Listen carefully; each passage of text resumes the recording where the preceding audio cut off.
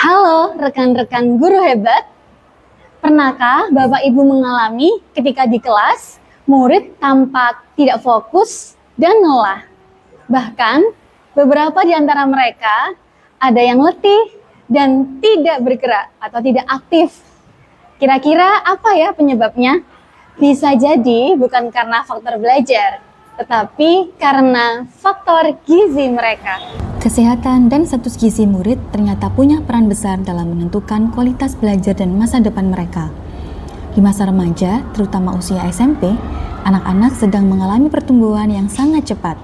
Mereka butuh asupan gizi seimbang agar tubuh dan otaknya berkembang dengan optimal. Namun, kenyataannya di lapangan masih banyak tantangan. Di SMP Negeri 14 Surabaya misalnya, kami menemukan kondisi gizi murid yang beragam. Ada yang kekurangan gizi, bahkan menunjukkan tanda-tanda stunting. Tapi ada juga yang mengalami obesitas karena konsumsi berlebih. Berdasarkan data Puskesmas Benowo, diketahui bahwa sebanyak 9,7% siswa SMP Negeri 14 Surabaya berstatus obesitas dan 14,58% berstatus stunting. Lainnya normal. Nah, dari sinilah saya berpikir bagaimana pembelajaran IPA tidak hanya mengajarkan tentang teori nutrisi, tetapi mampu menumbuhkan kesadaran gizi pada siswa. Saya, Siti Sundari, Guru IPA SMP Negeri 14 Surabaya. Izinkan saya menyajikan karya yang berjudul Penggunaan Media Nutrition Funbox dalam Pembelajaran Mendalam Materi Kebutuhan Kalori untuk Integrasi Gizi Cegah Stunting dan Obesitas. Pembelajaran mendalam merupakan pendekatan yang menekankan proses belajar berkesadaran, bermakna, dan menggembirakan melalui olah pikir, olah hati, olah rasa, dan olahraga secara holistik dan terpadu. Materi nutrisi dan kebutuhan kalori pada pembelajaran IPA sangat relevan untuk diimplementasikan melalui pendekatan pembelajaran mendalam. Kalau kita belajar dan bicara tentang pembelajaran IPA, kita sepakat bahwa di kelas saat pembelajaran IPA tentu kita akan menemui berbagai tantangan nyata. Yang pertama, soal kesadaran murid terhadap pentingnya gizi seimbang. Pernahkah Bapak Ibu menemui muridnya menganggap pelajaran gizi itu sekedar teori untuk dihafal menjelang ujian? Padahal, topik ini sangat dekat dengan kehidupan mereka sehari-hari. Tantangan berikutnya adalah minimnya keterlibatan murid dalam proses belajar. Hari ini kita akan mempelajari bagaimana cara menghitung kalori yang ada pada makanan yang kalian makan. Metode ceramah dan latihan soal kadang buat mereka pasif, bahkan bosan. Lalu, ada juga kendala keterbatasan media pembelajaran yang kontekstual. Guru membutuhkan alat bantu untuk menghubungkan antara pengetahuan konseptual dengan pengalaman nyata murid. Belum lagi tantangan lainnya datang dari kebiasaan jajan di kantin sekolah. Sebagian besar anak lebih suka membeli makanan yang gurih, manis, dan murah, meskipun kandungan gizinya rendah. Mereka belum terbiasa membaca label gizi atau mempertimbangkan dampaknya bagi tubuh. Kebiasaan ini berlangsung setiap hari dan tanpa disadari membentuk pola konsumsi yang kurang sehat. Tantangan yang terakhir, ada variasi status gizi murid yang cukup mencolok di sekolah. Ada murid yang mengalami obesitas karena makan berlebihan dan kurang bergerak, tapi ada juga yang berat badannya di bawah normal karena sering melewatkan sarapan atau kurang asupan gizi. Setelah saya mengetahui berbagai tantangan dari pembelajaran mendalam materi nutrisi dan kebutuhan kalori, saya sadar apa langkah pertama yang akan saya lakukan, yakni melakukan tes diagnostik kepada siswa sehingga saya mengenal siswa lebih dalam. Saya mengajak murid untuk mengukur tinggi dan berat badan mereka, lalu menghitung indeks massa tubuh secara mandiri. Dari hasil itu, kami bisa mengetahui status gizi masing-masing. Selain itu, saya juga ingin tahu sejauh mana mereka memahami konsep gizi dan kalori. Karena itu, saya membuat tes diagnostik berupa kuesioner sederhana untuk mengukur literasi gizi awal murid.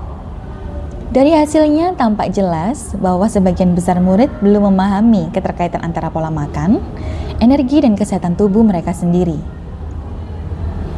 Dengan data tersebut, saya kemudian merancang pembelajaran berbasis problem-based learning agar kegiatan belajar lebih kontekstual dan bermakna. Pelajaran dimulai dengan kegiatan pembuka yang sederhana namun bermakna. Murid memimpin doa, saling menyapa, dan saya menanyakan satu pertanyaan refleksi. Oke anak-anak, apakah pagi hari ini kalian sudah makan? Pertanyaan ringan ini ternyata cukup efektif untuk membuka kesadaran bahwa pola makan mereka berpengaruh langsung terhadap energi belajar di kelas.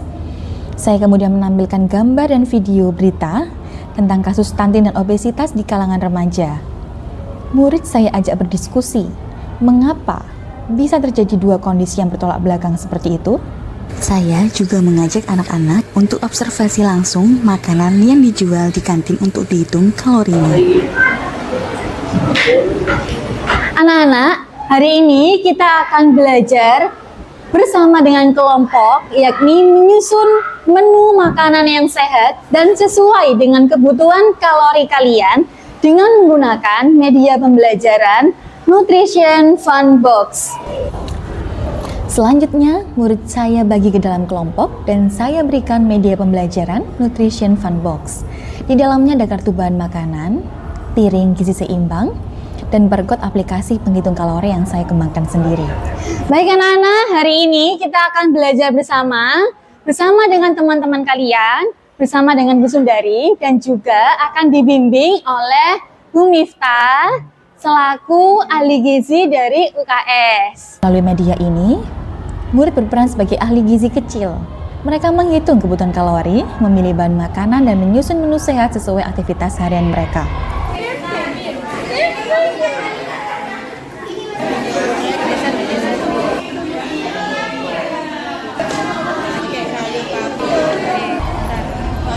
Kegiatan ini tidak hanya membuat mereka antusias, tapi juga mendorong keterampilan berpikir kritis, kolaborasi, dan kreativitas. Suasana kelas pun berubah, belajar jadi hidup, menyenangkan, dan relevan dengan keseharian mereka. Di akhir pembelajaran, kami melakukan refleksi bersama.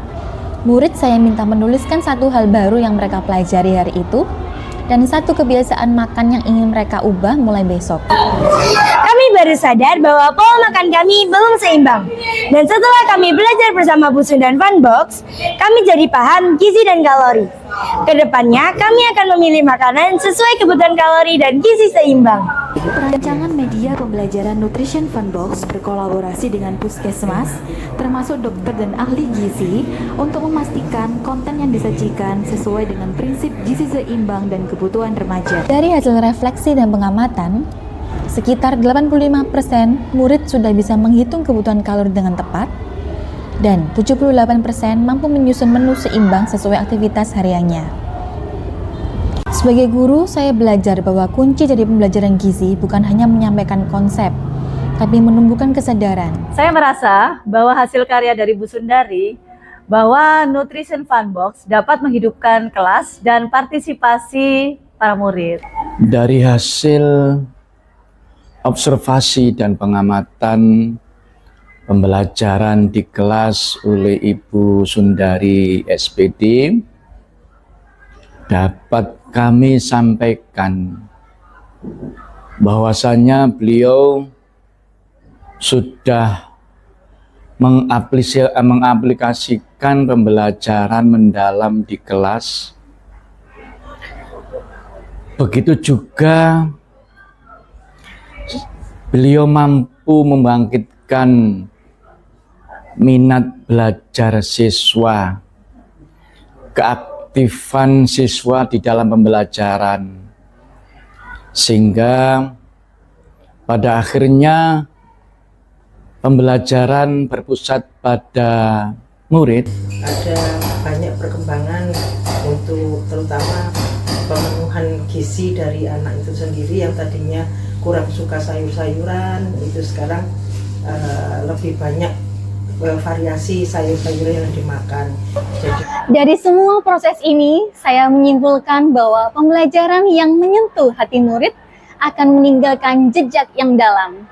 Terjadi peningkatan tidak hanya aspek kognitif, tetapi juga sikap, keterampilan, dan karakter.